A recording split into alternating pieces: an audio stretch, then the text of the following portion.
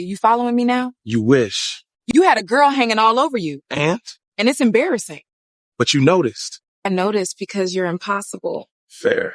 And annoying. Keep going. This is great for my confidence. You think about me all the time. Selene Vale hated boys like Zayden Crowe.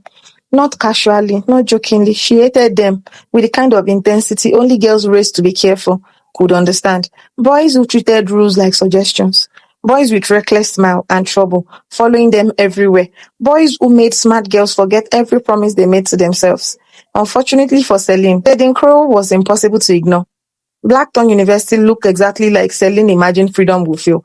Massive brick buildings, music drifting from open dorm windows, strangers becoming best friends overnight. For the first time in her life, nobody knew her as the responsible daughter, the organized one, the girl who never messed up.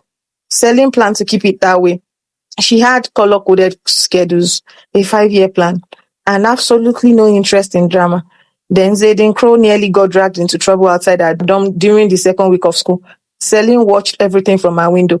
Campus security shouting, some guy holding a bloody nose, and Zayden standing in a black hoodie, looking completely calm, like chaos followed him so often, it no longer surprised him. Even from the 3 floors up, Selene could tell it was attractive, annoyingly attractive, the dangerous kind, dark, messy hair, sharp features, tattooed hands, a face that looked tired and rebellious at the same time. Her roommate, Lyra Quinn, suddenly appeared beside her, holding popcorn. That, Lyra announced dramatically, is Zayden Crowe. Selene barely looked away from the window. Who? Lyra gasped. You seriously don't know him? No, Selene said. Lyra looked delighted. Oh, this is going to be fun. I doubt it. He got kicked out of his last school, rides a motorcycle, failed psychology twice, and apparently half the girls in school already want him. Selene scoffed. It sounds exhausting. But downstairs, Zayden suddenly looked up, directly at her window.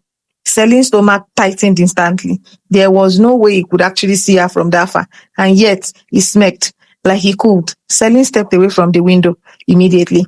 Lyra busted out laughing. Oh no, what? You are exactly his type. The worst part, Selene had absolutely no idea what that meant, but somehow it made her nervous anyway. A few days later, Selene finally met him, or more accurately, he inserted himself into her life. She stood in the student cafe glaring at her coffee. This is oat milk, she told the poor worker carefully. I ordered almond milk. The barista looked terrified. Then a voice appeared beside her. Wow. Selene turned. Zayden leaned casually against the counter. Remind me never to disappoint you.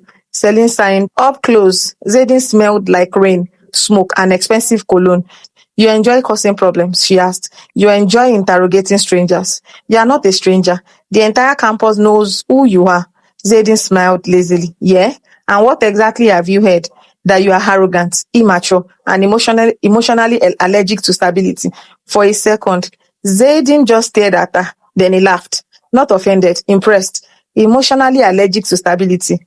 He repeated, that's creative.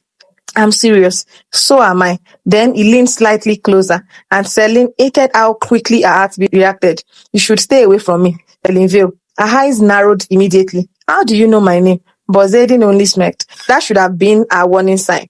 Over the next month, they somehow kept ending up around each other. Same library floor, same late-night diner, same psychology building. Sometimes they argued just to argue. Actually, Zayden argued because he enjoyed it. Selene argued because it was unbelievably irritating.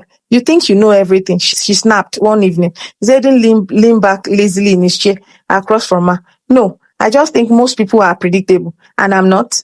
Zayden looked at her for a moment, then quietly said, no, you are terrifying. Selene rolls her eye, but secretly, she replayed that sentence all night. Zayden was a flirt. Everybody knew it. He smiled too easily, teased too easily, made people nervous without even trying. Selene pretended not to notice until one night at a campus party. She hadn't even wanted to go. Lyra dragged her there, saying, you need to stop studying and start living a little. The party was loud, crowded, chaotic, exactly Selene's nightmare. And right in the middle of it, Zayden. A girl sat beside him laughing, while he looked completely relaxed. Something unpleasant twisted in Selene's stomach, which was ridiculous, because she didn't care, obviously. But then, Zayden looked up and immediately noticed that. Of course he did. His eyes locked onto us from across the room, and slowly he moved away from the girl sitting beside him. Celine's breath caught. Then she slowly got annoyed at herself for noticing a random guy beside her smiled. "You wanna dance?" Before Celine could answer, Zayden appeared. "No." The guy blinked. "What?" I said no. Celine stared at him. "Excuse me." Zayden looked down at her calmly. "You hate parties." He's sweating, and that necklace is stressing me out. The guy looked offended. Celine tried not to laugh, failed completely. And the second Zayden heard her laugh, his expression changed. Softer, warmer, dangerous. The random guy walked away muttering insults under his breath. Celine folded her hands. "You are insane." Zayden leaned slightly closer. "But you were going to dance with him just to annoy me." Her stomach flipped instantly. "I wasn't thinking about you." "That's cute." "I mean it." Zayden stared at her for a second too long, then quietly said, "You think about me all the time." And the worst part, she did. That night was almost their first kiss. Almost. Celine escaped onto the balcony, trying to breathe away the noise from the party. A few seconds later, the balcony door opened. "Zayden, of course. You following me now?" she asked. "You wish." He stood beside her silently for a while. City light reflected in his dark eyes. Then casually he said, "You looked jealous earlier." Celine laughed once in disbelief. "You had a girl hanging all over you. And it's embarrassing." Zayden smirked slightly. "But you noticed." "I noticed because you are impossible, fear, and annoying. Keep going. This is great for my confidence." Despite herself, Celine smiled, and Zayden noticed immediately. Suddenly, the hair between them changed. His eye dropped briefly to her lips. Her smile slowly disappeared. Then he stepped closer, close enough for her to smell mint and smoke, close enough to make her heartbeat lose rhythm, close enough that one small movement will ruin everything. Then suddenly, the balcony door slammed open. "Zayden!" Someone spilled juice all over the kitchen. Zayden closed his eyes in frustration. Celine burst out laughing, and just like that, the moment disappeared. But afterward, neither of them could stop thinking about it, not even close.